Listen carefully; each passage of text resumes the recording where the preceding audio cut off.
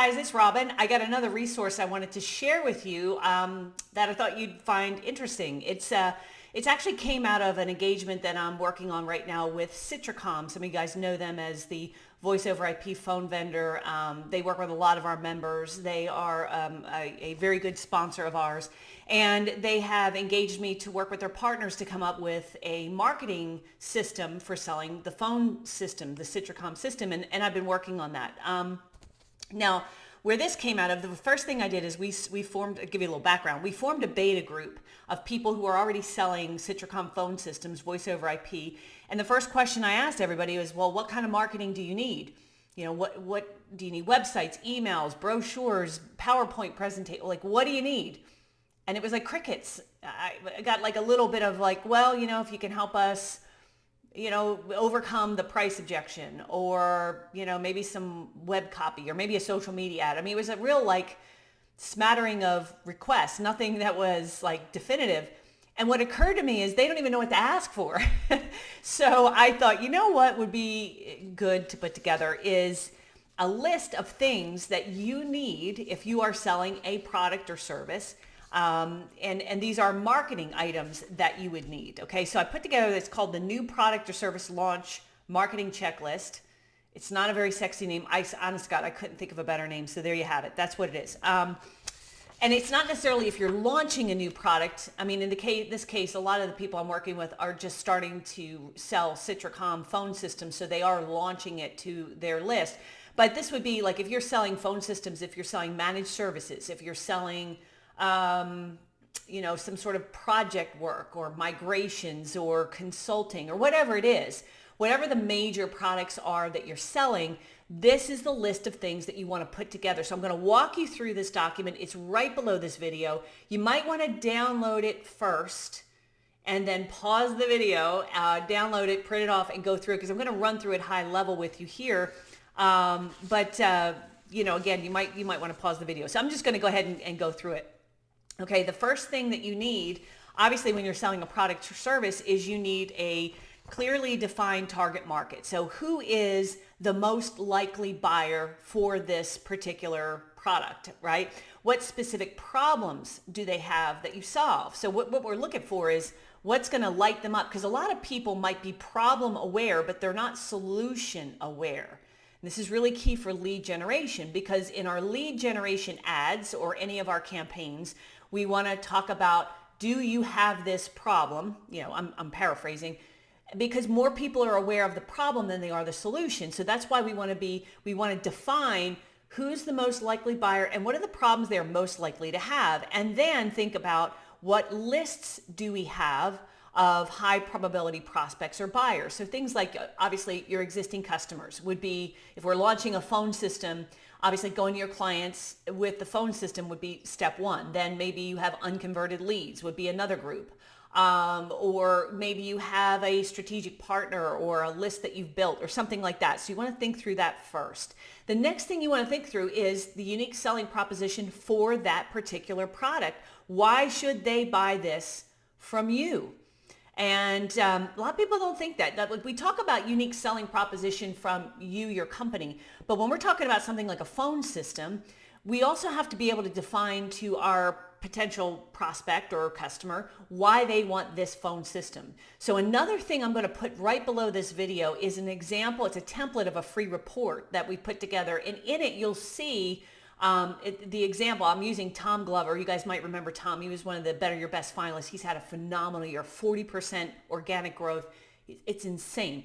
But anyway, so I used him as my example, and we wrote the free report. At the very end, you're going to see why buy from us. And that's kind of like the unique selling proposition specific to the phone system. All right. So whenever you're creating a product, you also want to think, why do you want to buy this particular product and buy it from me? Again, when we're talking about phone systems, it's a very competitive industry. I mean, you can't Google search, and yeah, I mean, you can't even do Google pay-per-click cost effectively, because all the big companies are spending ridiculous amounts of money to beat you at that game. So knowing that, you're going to have all these other competitors when someone searches small business phone system, you got to have a really good reason why somebody should buy from you. So you'll see that in the report. I just want to bring it to your attention. You want to have a product name, a pricing strategy, some sort of productization. Now in the free report, we haven't gotten that far with Tom, but I'm urging him in that direction. And I'll give you an example. So we sell our MAP program, our MAP service, marketing automation platform. We've got its own logo. We call it MAP. And what we give you is, what it's based on is Infusionsoft or Keap, because now they've changed the name to Keap, right?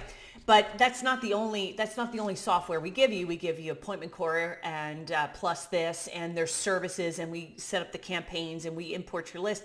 So we don't want to just say, hey, we sell Keap, right? Because nobody cares. So we have branded it ourselves and wrapped it into a complete solution. And so another thing you want to think about is if you're reselling a particular product, you might want to wrap it into a solution and brand it yourself. And if you do that, you want to have its own logo, its own name, pricing strategy, etc.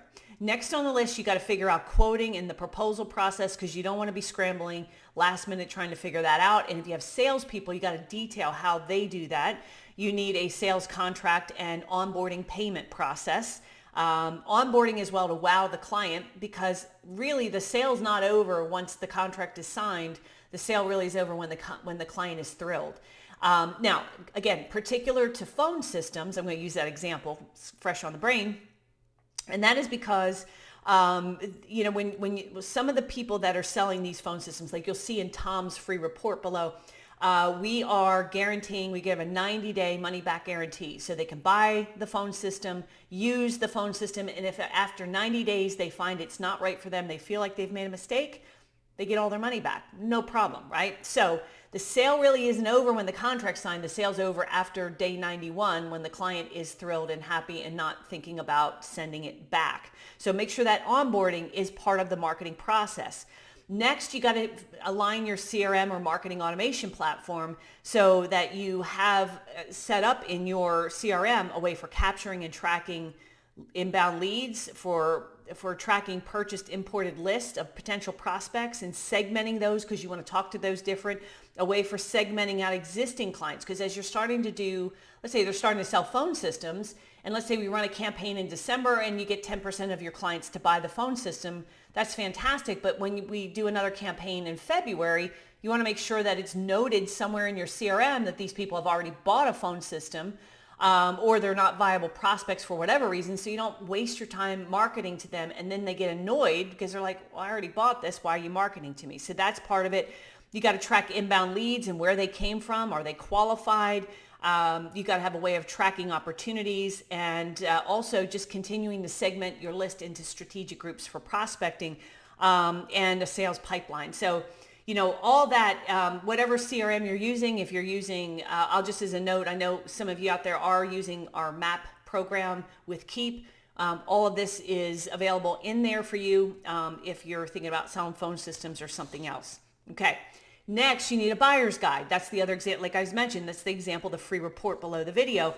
And that should establish your credibility, your authority. It should set the buying criteria, answer frequently asked questions, and sell the next step. Now, the next step we're selling is a phone assessment, and that is basically checking the network to make sure it can sustain a voice over IP phone, or if is increased bandwidth needed, an upgraded firewall needed, whatever. So that way, because you'll when you read the report, it'll make more sense. So part of the audit is making sure that the environment can sustain it. The other thing is just making sure you review their phone bill to see what they're paying. Maybe you can find some things they're paying for they didn't know they were paying for, like 800 numbers or an extra line they didn't know that they were paying for, that they not even using, but they're paying for.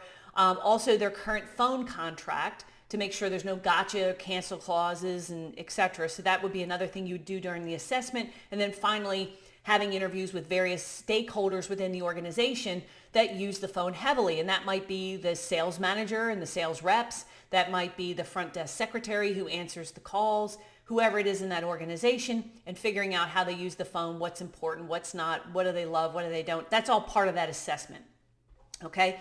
The next item on the list is either a web page on your primary website, if you will. So some of you might want to, if you're selling phone systems, you need a minimum, a web page on your website dedicated to that with sales copy, some sort of evergreen lead generation like the assessment you'll see in the free report, an opt-in form that generates leads, because someone might hit that page. You want to have something like the buyer's guide on that page so they can opt in and get that and generate leads, and also schedule an assessment with you, maybe an explainer video or whatever else. Now, if your strategy is we're going to use phone systems to get into clients that we can't get into with IT support, which is a good strategy, then you might want to set up an entire web page dedicated just to that product. So for example, we have mspmarketingcrm.com, and MAP is there with its logo, and it's got its own website, and we use that for specific marketing purposes.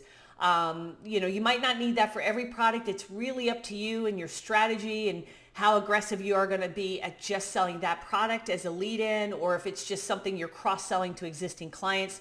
If it's just something you're cross-selling to existing clients, having it on your webpage is fine. If it's a standalone product, if it's something that would lead people to you like a phone system, then you might want to have your own website. And I've got a list of things on this checklist of things that you want to have on that website or that web page. The next thing you want to think about is launching it to your list. If it's a new product, one of your best opportunities is going to your existing clients, building up some hype, some excitement, and doing a product launch. Next, you need a sales playbook. So you got to be able to know, how do you sell this thing? So if you're using an assessment, let's say, as the lead generation starter, you got to say, well, when they come to us, do we want them to fill in a survey? What information do we need to know before we get on the phone? When you get on that first phone call with a prospect, what are you asking? What are you sending them in advance of that? Like a shock and awe? And what are you asking when you're on that call to qualify them and to build excitement for the next step, which is that deeper assessment, which is pinging the network and looking at their phone bill and looking at their contract, et cetera, right? So, you want to have that sales playbook and map out that diagnostic process of how you qualify and how you close that deal. Next, a brochure or any other marketing collateral that you might use in shock and awe or as a leave behind on a sales call. A prospecting oil well, which is a way where you're consistently using that to prospect, not just one-off campaigns, but something like we talk about our Godfather or aspirin campaign or Sneaky Duck. You want some kind of a campaign that you can rinse and repeat to get new prospects in. And maybe it's not a direct mail piece. Maybe it's LinkedIn. Maybe it's Google pay-per-click. Maybe it's Facebook ads. But you want to have one minimum or more prospecting oil wells that are running to bring you fresh leads, new opportunities for people who might be looking for that product, in this case a phone system, but it could be any product to drive inbound leads. After that, telemarketing script. If you're going to have telemarketers, you got to have call outcomes, meaning when they call, what are the various outcomes and how do you tag that? So like for example, with our appointment setters, some of their outcomes could be busy signal. Some of their outcomes could be, it could be left voicemail or received gatekeeper or not interested. Maybe they got a hold of someone or booked appointment. So you want to have those call outcomes. You want to have a defined opening pitch, a full pitch to get an appointment, answers to frequently asked questions, etc. Next, you want to update your Google My Business because you can add products to that and you might want to do that. Or if you have the product set up on its own website, then you actually might want to have a separate Google My Business that's tied to that web page if you're going to do that standalone product. Also update your LinkedIn company page and your Facebook company page, letting people know that you sell that particular product or offer that service. All right. So hope you like the checklist. I know it's a lot. God, my superpower is making work for everybody. I mean, good God, look at that list. It's insane. But at least it gives you a starting point. So if you're thinking about starting a new product or you're selling something, these are all the things you kind of need to have in place, to really build out a full marketing package, sales package, so that your salespeople can sell effectively, so that you can sell effectively. All right. So look for those links below. Again, one is that checklist I just went through. Another is that free report. I will also mention and put a link below that if you are interested in getting other campaigns that I'm creating for the Citricom group, it's free if you're a Citricom partner. And being a Citricom partner is free. You don't have to guarantee to sell a phone system. I mean, personally, I think they make it too easy, but get in while you can. You just have to become a Citricom partner. You sign a contract, you're in, and then you can get access to everything that I'm doing here, building out the free reports and websites and scripts and everything you're seeing on this checklist, website, web copy, all that we're working on with this group, and we're giving it away to everybody who's a Citricom partner. So I'll make sure I put that link as well. If you are a Citricom partner already, you've signed that agreement, then go back to your rep and say, hey, I want access, because there's a separate dashboard and there's a separate place where you can get all of these templates if you like this free report, if you like what I'm putting out here. But I wanted to share that with everybody, and I hope you found it useful. Well, a girl can hope. All right. Anyway, thanks, guys. I appreciate you. And if you have any questions, give us a reach out on the queue or someplace else. Thanks.